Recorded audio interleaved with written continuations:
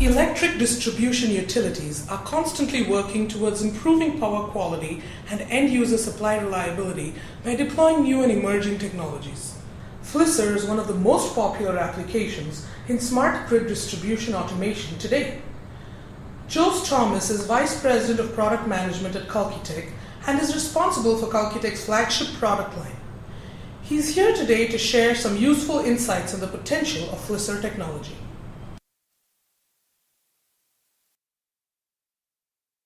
Is a very important optimization component as far as distribution management systems are concerned. And if you expand it like this fault, location identification and service restoration, it's also referred as FPIR in certain parts of the world. So ideally Flisser has three functions in it. One is obviously the fault identification part and isolating the faulted sections. And third part is the final restoration, like once the fault is repaired and so you restore back the supply to the affected customers. So ideally, Flisser is a component which really helps a lot on outage management, wherein it can considerably bring down the outage time and improve customer satisfaction, and the other one is to bring back some lost revenues to the utilities. Flisser is interestingly showing an adoption of levels which is considered to be a starting point to a level of mature technology which is kind of deployed, covering up a good customer size, and slowly getting into kind of basic norm for utilities. There's a specific reason I would think that Flisser is considered one of the major technology in which utilities want to invest.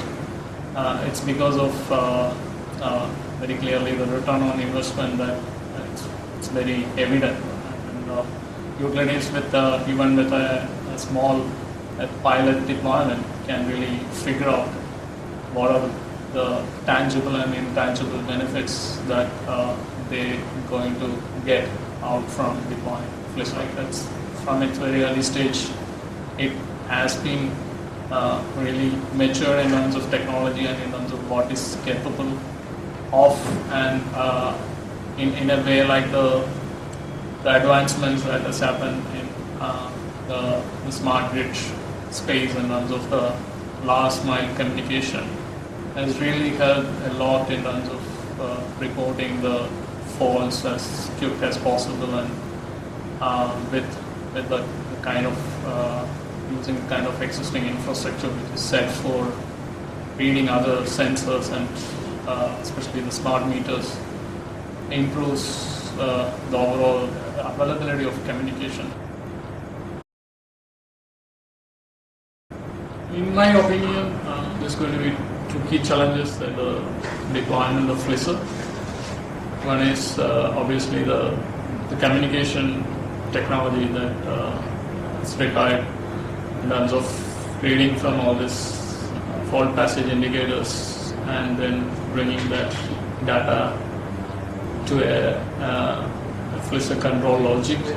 So obviously there are multiple options out there, and which one is the right option.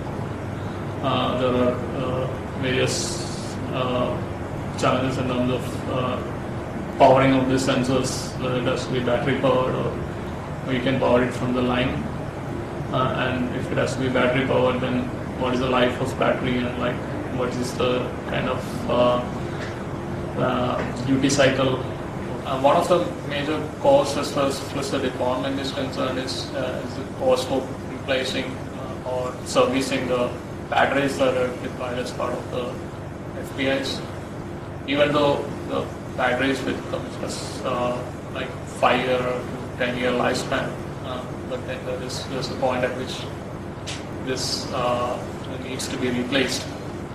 So some of the new technologies that really doesn't use battery at all, it's kind of driving Flisser to a different level, and where the fault passage indicator, which traditionally used to capture only the fault passage status, but now has become more of a intelligent sensor which can capture the different line parameters, and so hence the data collected from the fault passage indicators can be used for a lot of other applications, like for example for dynamic line rating.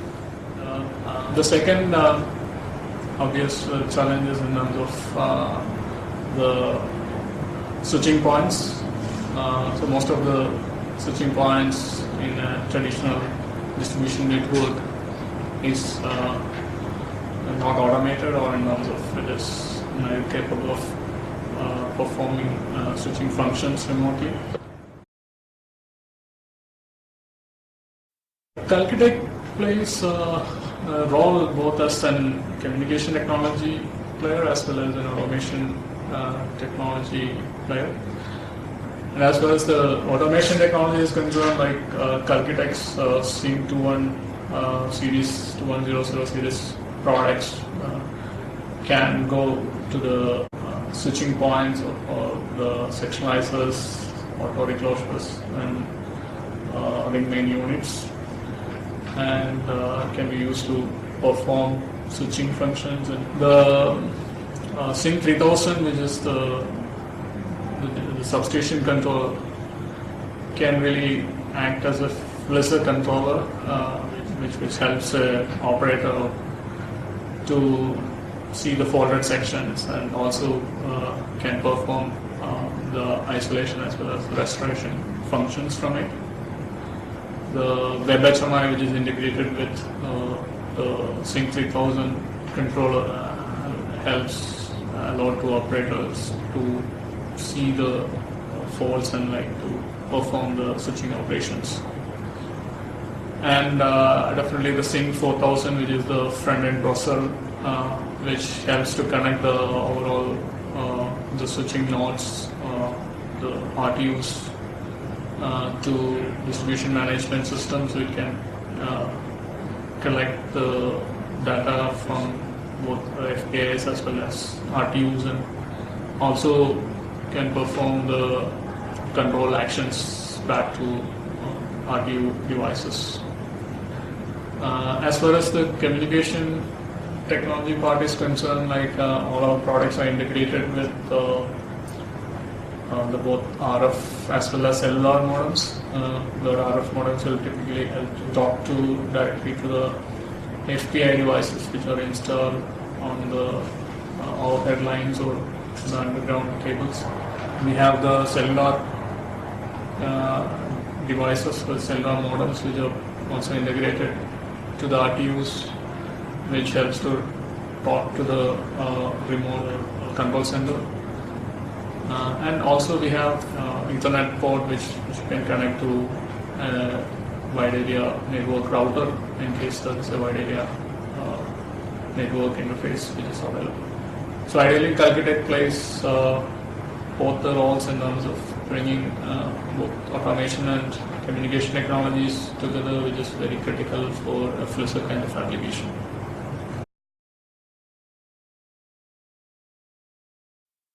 Utilities always kind of set of questions they regularly ask. How often they need to read the sensors, that's the fault passage indicators. The sensor data can be used as a more of a proactive information in terms of to see there is a fault in the network or not. The FPI is becoming is capable of reading online data. So utilities are reading it more regularly, and it's mostly in terms of somewhere from milliseconds to a couple of minutes. So always there is an advantage of frequent reading of FPIs. The second aspect is in terms of whether to go for a centralized Flisser deployment or a decentralized Flisser deployment. So which is obviously a cost versus a complexity decision. So as far as a centralized approach is concerned, with the distributed energy resources and battery storage and everything coming up, and the network being more of a mesh in nature compared to traditional radial networks, the centralized approach is becoming more complex to handle for the operators. Slowly utilities are coming up with pilot deployments for a decentralized Flisser solution. Maturity-wise, this is still in pilot phase, but it's a really missing technology. And the last point that I just want to mention is in terms of the communication technology which you use to communicate with the FPIs. So obviously there are multiple options that exist. A lot of deployments that has happened in the smart grid last mile technologies, like out of mesh network or an out of star network using the free ISM bands is promising in terms of connecting all these FPI nodes to nearby field area router and then to the substation controller. There have been a lot of promising stuff happening, and there's few technologies that obviously the utilities can look at in implementing a successful Flisser application.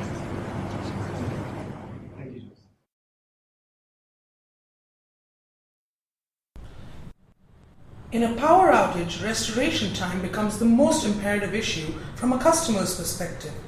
When a permanent fault occurs, customers who normally would be without power for an hour or longer during the repair or restoration process will have their power restored in less than 5 minutes thanks to Flisser. Thank you, Jules, for sharing such valuable insights into Flisser technology. For more